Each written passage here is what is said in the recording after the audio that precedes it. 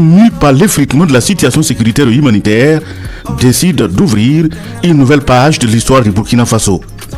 Sous le leadership du capitaine Ibrahim Traoré, ils ont l'adhésion populaire dans les 4 coins du pays.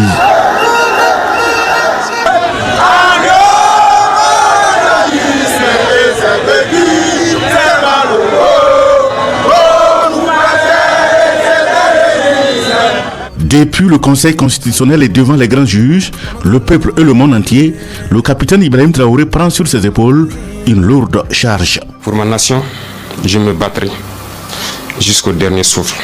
Des mots forts et qui traduisent le sens de la révolte. Cette révolte est celle des milliers de personnes déplacées internes. Cette révolte est celle de soldats au front. C'est un engagement historique à transformer structurellement de fond en comble le pays.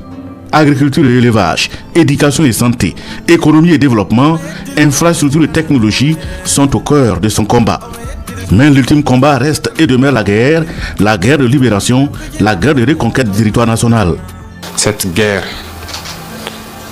qui nous avons longtemps décrié d'être une guerre non conventionnelle, mais aujourd'hui nous pouvons nous assurer que nous avons une armée en face. Il lance alors le pays sur la voie révolutionnaire, la révolution progressiste populaire. Des réformes s'opèrent au sein de l'armée. Les effectifs sont renforcés. Plus de 40 000 nouveaux soldats sont recrutés. L'armée était démunie, elle n'était pas en mesure du point de vue, en tout cas, des capacités logistiques et pour faire face aux incursions terroristes. Des milliers de policiers, gendarmes, agents des eaux et forêts et plus de 90 000 VDP, les volontaires pour la défense de la patrie recrutés et formés. Le territoire également est réorganisé. Les régions militaires passent de 3 à 6. 6 légions de gendarmerie sont créées. Une trentaine de BIR, les bataillons d'intervention rapide opérationnels. Un groupement des forces spéciales voit également le jour. En janvier 2024, le SENEC, le Centre national d'entraînement commando, basé à Pau, renaît de ses cendres. En septembre 2025, le Premier ministre Jean-Emmanuel Ouedraogo ouvre l'Institut d'enseignement militaire supérieur Théophile Amoro pour former des officiers aptes à anticiper et à contrer les menaces terroristes. À côté du renforcement des effectifs des FDS et de leur formation, l'armée reçoit constamment des équipements.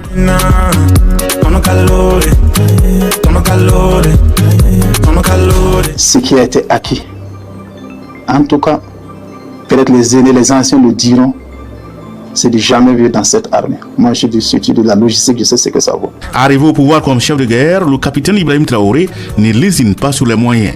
Aujourd'hui, l'armée est beaucoup plus équipée qu'elle ne l'a jamais été, mais nous disons que ça, ce n'est rien. L'équipement va venir 10 fois, beaucoup de fois plus performant que ce que nous avons. Nous allons continuer à recruter pour avoir une armée forte. Parce que l'indépendance, la souveraineté, tant que vous n'avez pas une armée forte, vous ne pouvez pas vous assumer.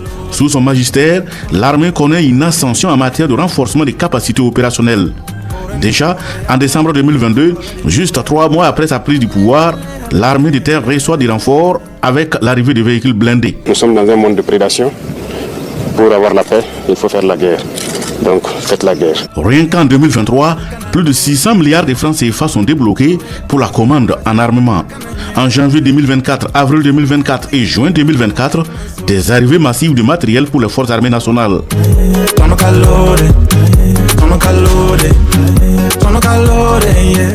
Et comme s'il en pleuvait, le 23 décembre 2024 et le 10 octobre 2025, le président du Faso remet à nouveau de matériel militaire. 252 milliards de francs CFA sont déboursés pour renforcer la flotte. Des hélicoptères de combat et de transport de troupes sont acquis. De même qu'une douzaine de drones armés et de dernière génération, capables de frapper en tout temps et en tout lieu, même en cas d'intempéries, sont également acquis. Je vous remets officiellement dans les clés de ces engins logistiques et de combat. Prenez ça comme un cadeau de fin d'année, donc du coup, place son armée et intensifier la guerre. Avec ces dispositifs, l'armée engage plusieurs opérations de restauration de l'intégrité du territoire. Les opérations Feléo, Kapitgou, Tchefali, Ouragan, Tourbillon Vert de 1 à 5 ont permis de récupérer de nombreuses localités sous blocus pendant plusieurs années. En fin 2024, nous étions à un taux de reconquête du territoire de 70,89%. À l'heure où je vous parle, en fin décembre, nous sommes à un taux de reconquête de 73,56%. Ce qui donne 2,67% de points de pourcentage de plus. Dit comme ça, les gens ne perçoivent pas ce que cela peut représenter. Alors, ça c'est que ces 2,67% de points de pourcentage acquis correspond à 7321 km² de territoire reconquis. En termes de villages, cela peut représenter 558 villages reconquis. Donc, c'est assez expressif et ça dit beaucoup de choses. Et nous avons eu le constat que 95% de la population du Burkina adhère aux actions qui sont menées par les forces de défense et de sécurité. Dans une dynamique d'affirmation et de souveraineté nationale, les autorités burkinabées, sous la conduite du président du Faso, le capitaine Ibrahim Traoré, ont engagé des réformes symboliques majeures. La devise nationale a ainsi été révisée, passant de unité, progrès, justice à la patrie ou la mort, nous vaincrons, en adéquation avec les aspirations du peuple burkinabé et les impératifs de reconquête du territoire national. Cette nouvelle devise s'inscrit en cohérence avec l'hymne national, le dit italien, dont le sens renvoie au chant de la victoire. Par ailleurs, les armoiries nationales ont été adaptées pour intégrer cette évolution, la devise constituant un élément fondamental de leur composition. Dans le même élan de souveraineté, la production des médailles de distinction honorifique, autrefois réalisées à l'étranger, est désormais assurée au Burkina Faso par une entreprise locale, renforçant ainsi l'autonomie nationale et la valorisation du savoir-faire endogène. L'État burkinabé s'assume et prend désormais le lead de la coordination des interventions humanitaires au Burkina. Les efforts déployés sur le terrain de la reconquête du territoire permettent aux populations de récupérer les terres pour une production agricole et animale à grande échelle au travers de deux programmes ambitieux.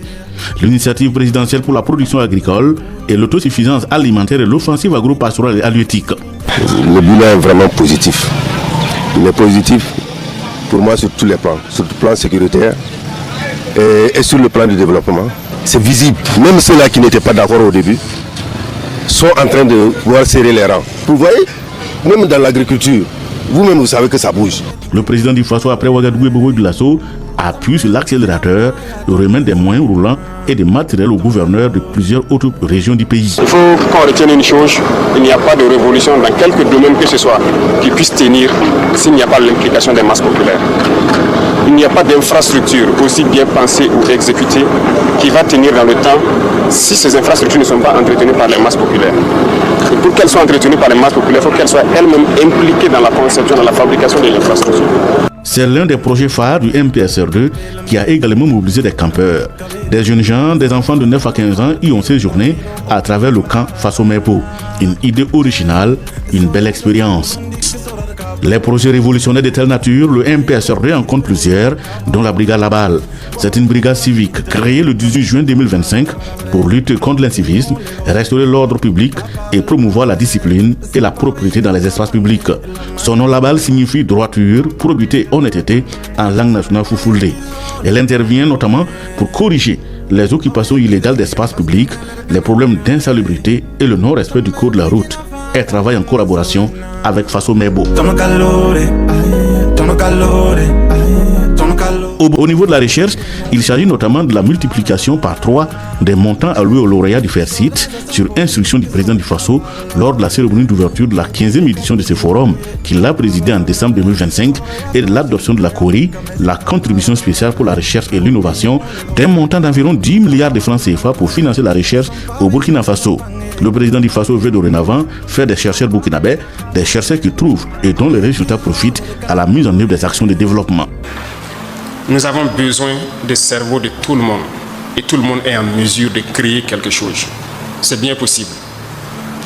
Donc, tous ceux qui ont des têtes pleines et bien pleines, nous en avons besoin. Mais nous avons encore besoin de quelqu'un qui a une tête pleine de savoir et un cœur plein de patriotisme. Soyez des chercheurs patriotes. Vous pouvez révolutionner. Moi, j'ai confiance en vous et je sais que vous pouvez. Vous avez déjà fait des miracles. Il y en a qui ont créé des choses. C'est-à-dire, dans le monde entier, les gens faisaient des recherches depuis des millénaires, ils n'ont jamais eu la solution, mais au Burkina, on a trouvé la solution. Il y en a au Burkina. Peut-être que ce n'est pas aussi bien vulgarisé, il faut peut-être voir ces choses pour bien vulgariser. Donc, vous êtes en mesure de créer. Croyez en vous, tous ceux qui pensent avoir le cerveau bien plein et le cœur plein de patriotisme. nous vous attendons pour pouvoir cheminer ensemble, pour créer, pour innover et être vraiment le cœur de l'Afrique de l'Ouest. Une immersion sur les berges du barrage de Bagré pour une expérience de production de poissons en cage flottante. L'expérience est concluante. L'approche ici au niveau de Bagré se fait à travers des financements par le fonds Doumoukafa qui a été mis en œuvre, il vous souviendra, il y a de cela quelques mois, par le gouvernement, bien sûr pour soutenir l'ensemble des initiatives en lien avec la production agro-pastorale. Donc c'est dans ce cadre-là que nous sommes là ce matin et visiblement nous sommes très satisfaits. Nous avons procédé à l'empoisonnement des premières cages et nous avons également pu observer l'engouement qu'il y a au niveau des populations dans la zone et je pense que ça va être un projet qui va avoir le double bénéfice, non seulement de réduire notre forte dépendance de l'extérieur en termes de consommation de poissons, mais également de créer de l'emploi pour la jeunesse et de réduire les poches de recrutement pour les groupes terroristes. Et cette expérience piscicole trouve ses origines. Je vous remercie officiellement donc les clés de tous ces nageurs. Merci. Je vous souhaite une très bonne campagne. Merci. Prions Dieu pour une très bonne pluviométrie. Merci. Et que vous puissiez atteindre vos objectifs fixés cette année. Camarades présidents, nous nous engageons, au nom du monde rural, nous nous engageons à mettre en œuvre votre vision conformément à vos instructions. Merci. Merci beaucoup. Bonne chance. Merci, Excellence. Pour booster la production, le gouvernement ressuscite l'Office national des barrages et des aménagements hydro-agricoles, ONBA, ainsi que la Société nationale de l'aménagement des terres et de l'équipement rural, Sonater, pour la réalisation des infrastructures hydro-agricoles. Leurs équipements ont coûté 13 milliards à l'État burkinabé. L'agriculture burkinabé se porte bien. Mieux, de nouvelles cultures sont implémentées au Burkina. Il s'agit de la culture du blé, de l'ananas, du cacao, de la banane plantain. Désormais, tout le monde participe à la production. Détenus, élèves, étudiants, forces de défense et de sécurité, volontaires pour la défense de la patrie VDP, chacun se donne à cœur joie dans l'agriculture ou l'élevage. La riposte à la crise humanitaire constitue également un axe majeur du MPSR2. La bravoure des forces combattantes a permis à plus d'1 million de personnes déplacées internes de retourner chez elles à la date du 30 juin 2025 selon les chiffres du CONASUR. Un plan de facilitation et de soutien à ce retour est mis en place à travers la dotation en vivres, matériel de production agricole et d'AGR, les activités génératrices de revenus, mais aussi des terres cultivables. Le plan inclut la construction et la réhabilitation des logements d'urgence pour les réinstallations. Dans ce sens, mon gouvernement renforcera son soutien au retour et à la réinstallation des personnes déplacées internes dans leur localité d'origine en apportant un appui en logement, en vivres et en moyens de reconstruction. Ce même plan a permis de prendre en charge les Burkinabés refoulés du Ghana et de la Côte d'Ivoire en 2024.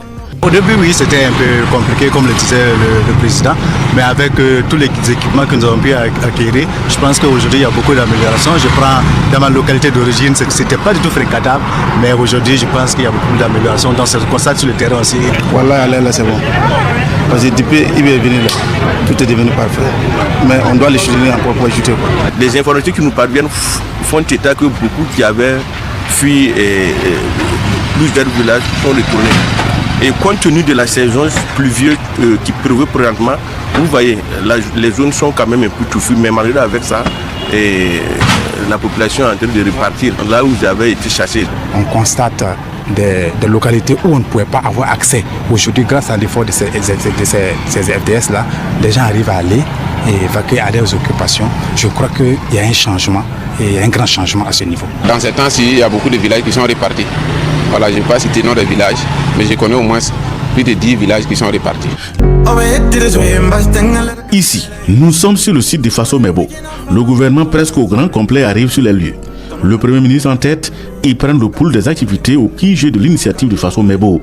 Après la confection des centaines de pavés, le gouvernement remet 150 tonnes de ciment. Quand on parle de révolution populaire et progressiste, il ne s'agit pas juste de slogans. C'est important les slogans, mais au-delà des slogans, il faut que chaque Burkinabé apporte donc sa pierre pour que nous puissions le plus rapidement possible transformer notre pays, transformer nos villes, transformer nos quartiers.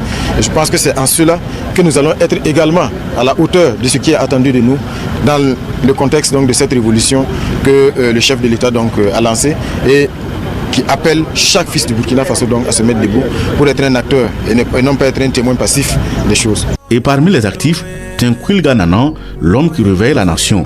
Du haut de ses 79 ans, il donne l'exemple et trace la voie à suivre dans le cadre de l'initiative présidentielle Faso Mebo. En dépit du poids de l'âge, Tinkwilga, depuis son Saponé natal, parcourt une trentaine de kilomètres pour un don à Faso Mebo. Un geste modeste certes, mais derrière un message. J'ai entendu à la radio parler de l'initiative Faso Mebo et du travail abattu par le président du Faso, le capitaine Ibrahim Traoré, pour sauver le Burkina Faso. Je suis très satisfait de ces actions. C'est pour cela que j'ai apporté ce matin un sac de ciment pour soutenir l'initiative présidentielle Faso Mebo. Et depuis ce geste, il ne se passe pas une seule heure sans que le QG de Faso Mebo ne reçoive un don. Personnes physiques, morales, des Burkinabés de l'intérieur ou de l'extérieur, des admirateurs du Burkina Faso, bref, le QG de Faso Mebo est devenu l'un des lieux les plus visités du Burkina. Lorsque le président a lancé ce programme de construction des rues à Ouagadougou et des villes du Burkina Faso, ce qu'il voulait, c'était des briques et du ciment, comme l'a déclaré l'ambassadeur Koulibaly. Nous avons répondu, oui ambassadeur, nous sommes avec vous, pour contribuer au programme lancé par le président. La mobilisation ne faiblit point. Mieux, elle se déporte dans les autres villes du Burkina. Bobo-Dioulasso ensuite, plusieurs autres localités. Pavage des voies et accotements, construction et réhabilitation des routes à l'intérieur des villes, embellissement des ronds-points, l'initiative touche le cœur des Burkinabés. Au niveau donc du développement, je pense que là-bas aussi, il n'y a pas de polémique à faire. On voit, même ici, à côté de moi, il y a des talibans qui sont ici. Ça a été confectionné par Faso Mebo. Je pense que c'est un projet de développement qui aujourd'hui, en tout cas, fait un travail formidable. Regardez Faso Mebo. Pourquoi les gens sont motivés à enlever leur propre argent à donner? Parce qu'ils voient la réalité. Ils voient que leur argent, ça rentre pas dans la poche de quelqu'un. Burkina Faso, l'avènement du M est également passé dans le secteur de l'urbanisme et de l'habitat. Dès le 20 juin 2023, le pays interdit la promotion foncière aux promoteurs immobiliers. Le gouvernement tient d'entrer à l'apurement du passif foncier. Des centaines de parcelles vendues au mépris de la loi, plus jamais ça, c'est le Bolibana avec le MPSR2. Le département en charge de l'urbanisme a mis à la disposition des populations plus de 12 000 parcelles pour l'autoconstruction, dont les 30 000 parcelles pour le compte de la cité relais. 6 nouvelles centrales sont réalisées, tandis que 5 centrales solaires et thermiques sont en projet avancé. Bientôt, une centrale thermique à Pabré de 50 MW, Bobo 2 et Koutougou. Des projets d'urgence sont en construction dans 9 chefs-lieux de région. Plus d'1 330 000 ménages raccordés au réseau électrique, ainsi que 500 infrastructures sociales électrifiées. Plus de 3000 lampadaires ont été acquis et installés au profit des personnes déplacées internes dans le cadre du plan national de réponse humanitaire. L'éducation, secteur névralgique de toute action, ce secteur occupe une place de choix dans le programme du gouvernement burkinabé. Sa politique est axée sur des réformes qui reposent sur des modules en phase avec les réalités socio-économiques du Burkina. L'initiation au métier, l'introduction des TIC, des langues nationales, l'institution de modules sur le civisme, la promotion du port de la tenue scolaire traditionnelle, la promotion de la cantine endogène, les jardins et champs scolaires sont entre autres les innovations introduites. De façon spécifique, au niveau de l'enseignement de base et de la promotion des langues nationales, 700 centres de veille et d'éducation préscolaire sont construits, illustrant l'élargissement de l'accès au préscolaire. Plus de 1300 éducateurs de la petite enfance sont recrutés, l'intégration des langues nationales dans l'enseignement, l'apprentissage de l'anglais dès le CE1 et les actions en faveur des enfants hors système éducatif. Selon les données du ministère de l'enseignement de base, près de 2517 écoles ont été rouvertes. Désormais, le conseil de l'école remplace toutes les différentes associations de gestion d'école. La valorisation de l'éducation, c'est également l'organisation des journées d'excellence, un moment de communion entre les acteurs de l'éducation et le président du Faso. L'innovation demeure le prix du super enseignant. Au secondaire, en plus de l'apprentissage au métier, l'enseignement est orienté vers la science pour préparer les génies de l'industrialisation du Burkina. Sur le terrain, cette vision se traduit par des réalisations tangibles. À Bobo-Dioulasso, le centre régional de formation professionnelle rénové a ouvert ses portes avec plus de grandes capacités d'accueil, offrant plus de perspectives de formation aux jeunes. Parallèlement, des initiatives innovantes sont mises en œuvre. Reconversion des diplômés du système universitaire vers des métiers porteurs, initiation aux métiers dans les établissements ou encore diversification des filières de formation. Au supérieur, les 3 ans de la RPP restent marqués par la visite du président du Faso à l'université Joseph Kizerbo à la rencontre de la communauté universitaire. Le lancement des travaux de construction de plusieurs amphithéâtres et autres infrastructures dans le cadre de l'initiative présidentielle pour une éducation de qualité pour tous, IPEC, au profit des universités et centres universitaires, la normalisation historique des années académiques avec une résorption de l'ordre de 92,52% au 31 décembre 2025. Le capitaine Ibrahim Traoré veut des universités neuves, des universités en normes, plus de retard académique, l'adoption de la tauge unique des enseignants-chercheurs et des chercheurs en face d'Anfani, la connexion des institutions d'enseignement supérieur et de recherche en Wi-Fi au début constituent également des avancées majeures au niveau de l'enseignement supérieur. Le recrutement et l'incubation de 132 étudiants dans le cadre de la mise en œuvre du projet incubateur de technologie à Bagré sonne comme une innovation majeure.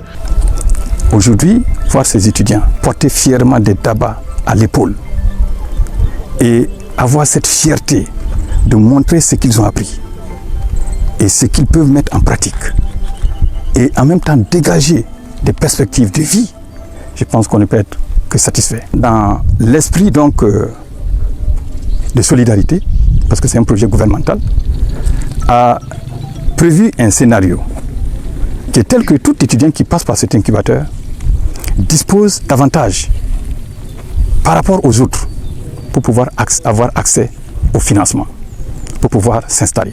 Autre révolution notable reste l'adoption de la carte universitaire qui spécialise les universités en fonction des potentialités des régions et un référentiel de formation prioritaire au Burkina Faso. Des signatures d'un mémorandum d'entente et d'une feuille de route pour l'utilisation de l'énergie atomique à des fins civiles sont intervenues entre le ministère en charge de l'énergie et la société russe Rosatom. Un accord intergouvernemental pour l'installation d'une centrale électronucléaire au Burkina Faso a été également signé le 19 juin 2025 à Saint-Pétersbourg. Cet accord a été ratifié par l'Assemblée législative du peuple lors d'une session le 21 novembre 2025. C'est avec le même rythme que le ministère déploie les gros moyens dans le secteur des mines. Les réformes opérées suite à l'adoption du nouveau code minier et de la loi sur le contenu local ont permis la formalisation de 20 sociétés coopératives simplifiées. Les carrières sont mieux valorisées avec la caractérisation des sites importants et le lancement de nouvelles unités de production. En effet, 40 carrières industrielles sont en exploitation avec une production de plus de 2 millions de mètres cubes en 2025, témoignant des efforts d'encadrement et de formalisation. Le ministère a mis une trentaine de sites de carrière à la disposition de l'agence Faso-Mebo pour le développement de ses activités. En 2025, 2 nouvelles mines, Kiaka SA et Nordgold New SA, sont entrées en production, portant à 15 le nombre total de mines en production. Avec 90,91, désormais 50% du personnel non magistrat siège au CSM. Le Conseil économique et social est le médiateur du Faso dissous et leur mission confiée à une nouvelle structure, le Conseil national des communautés. Les plateformes e-casier judiciaire et certificat de nationalité sont opérationnelles au Burkina. Les modes traditionnels de gestion des différents institutionnalisés. Le Burkina Faso adopte également le travail d'intérêt général. Sous le MPSR2, il n'est plus question d'extrader une personne de nationalité burkinabé. La loi sur le code des personnes et de la famille est relue. L'État reconnaît les mariages coutumiers et religieux. L'un des faits marquants dans le domaine de la justice reste l'opération Casier Vide dans les TGI initiée depuis janvier 2025. 11 205 dossiers sont jugés au premier semestre de l'année 2025. Et l'un des faits saillants de la révolution burkinabé est l'institutionnalisation de la journée de coutume. Cette journée est célébrée chaque 15 mai de l'année. Dans la même dynamique, le gouvernement adopte le statut de la chefferie coutumière et traditionnelle. En juillet 2025, la CENI est dissoute car jugée incompatible avec les ambitions du moment. Le 7 août 2025, les circonscriptions administratives changent de dénomination. Le territoire est également réorganisé.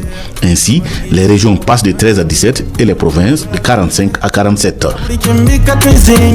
Pour une mobilité urbaine saine, l'État restructure la Sotraco en portant son capital de 800 millions à 5 milliards de francs CFA. L'État est dorénavant propriétaire à 100% de la Sotraco et consolide son statut d'entreprise publique stratégique. Son parc est également renouvelé avec un plan d'octroi de 500 bus à la société. L'État renforce également la flotte d'Air Burkina par l'acquisition de 2 avions. Dans le domaine de la protection sociale, il y a eu la construction et l'équipement des compagnies d'incendie et de secours de la Brigade nationale des sapeurs-pompiers à Zignaré, Fadangourma, Gawa, Dédoukou et Samba à Ouagadougou. Dans le domaine de la santé, le MPSR2 en 3 ans a également révolutionné ce secteur stratégique de la vie nationale avec en ligne de mire la transplantation rénale désormais opérationnelle au Burkina.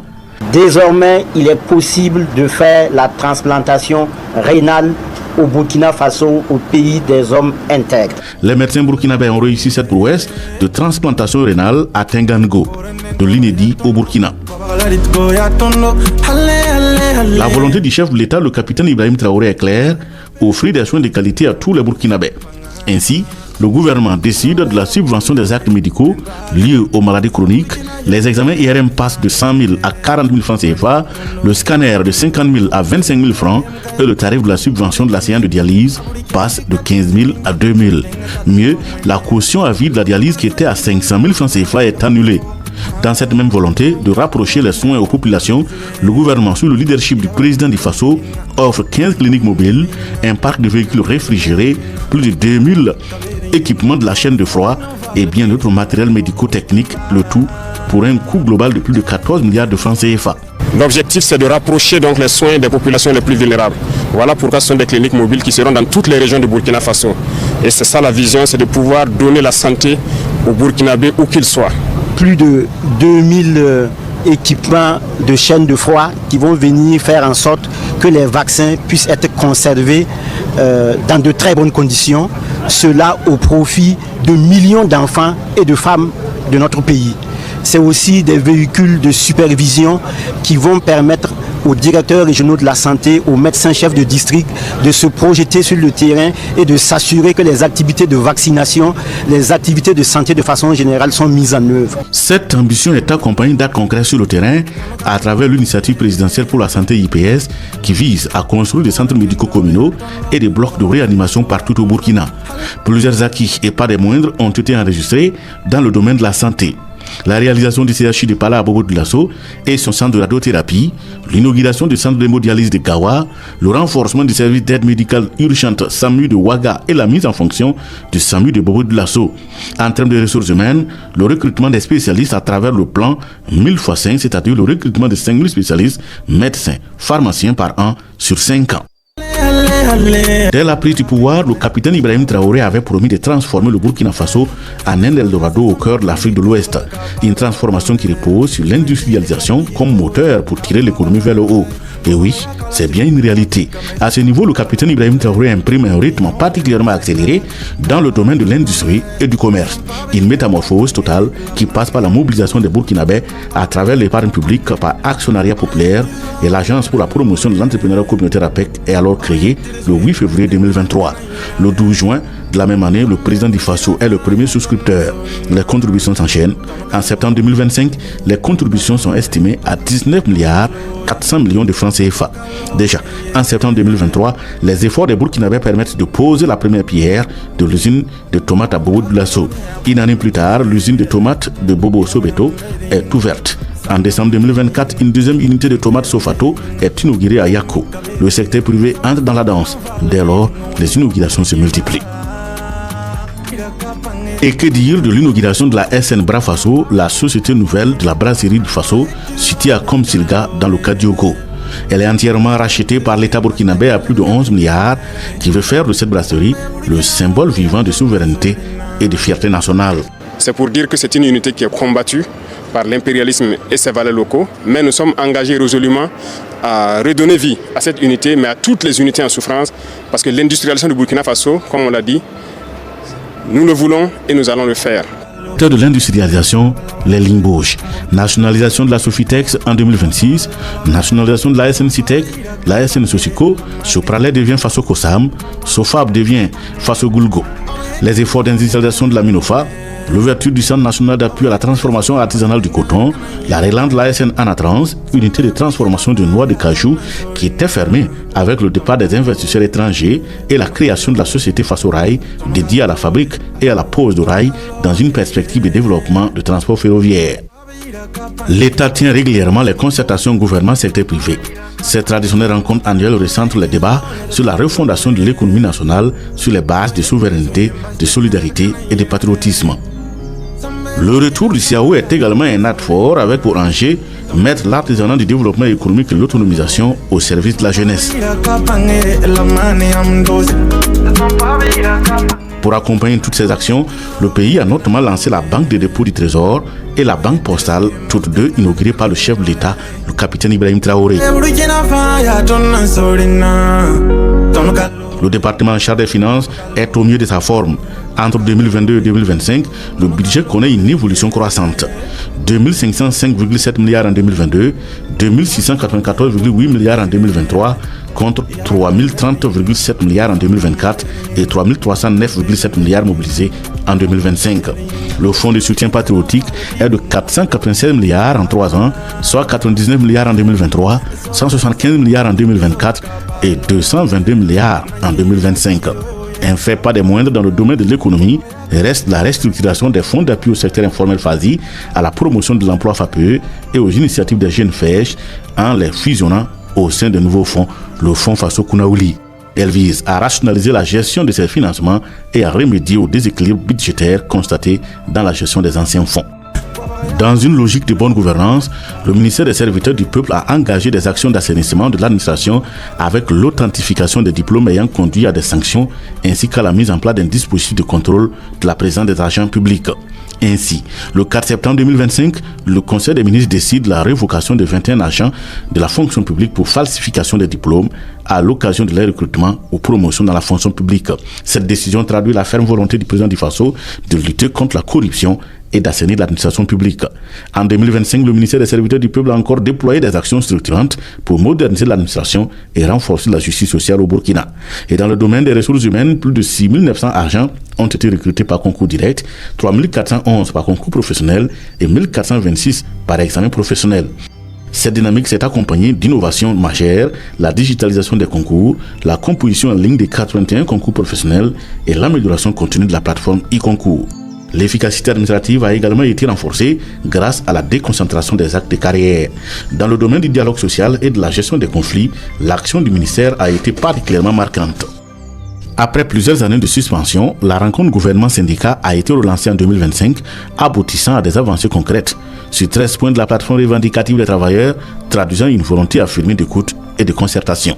Le ministère a également obtenu des résultats significatifs dans la résolution des conflits sociaux anciens.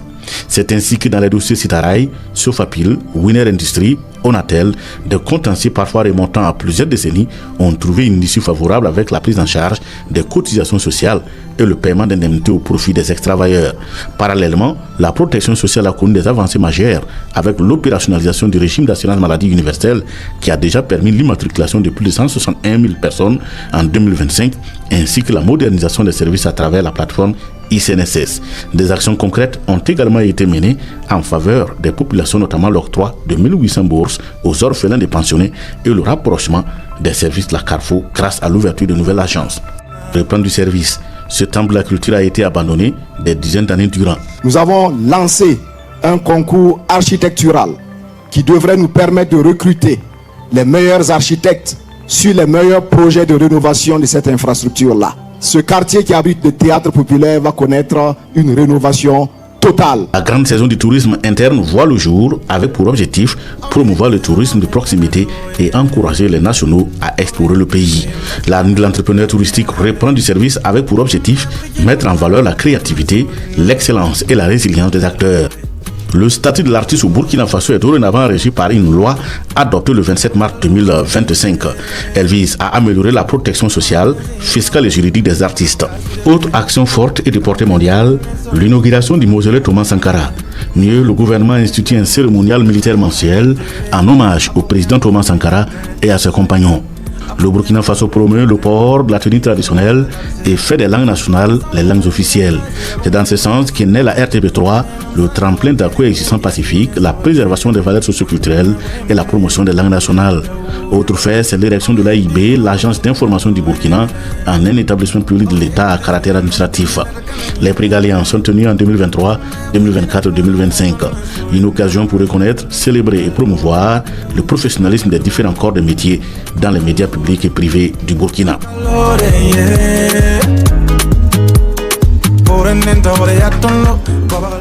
Dans le domaine du sport, le fait marquant dans la gouvernance du MPSR2 est la réouverture du stade du 4 août. Les travaux ont été supervisés au plus haut sommet de l'État, permettant aux étalons de renouer avec leur public. L'ouverture du stade est intervenue le 4 août 2025. Elle est marquée par la présence d'une crielle de stars africaines qui ont eu un entretien avec le chef de l'État, mais aussi ce match de gala avec l'équipe de la présidente du Faso. Autre fait fort dans le domaine du sport, c'est la diplomatie sportive avec la nomination d'un ambassadeur de sport. En 3 ans de gouvernance, la diplomatie burkinabé a été de plus offensive. Il faut ressentir la coopération, une coopération sincère et basée sur le respect mutuel. Dès lors, le Burkina Faso multiplie les voyages. Au même moment, des partenaires frappent à la porte.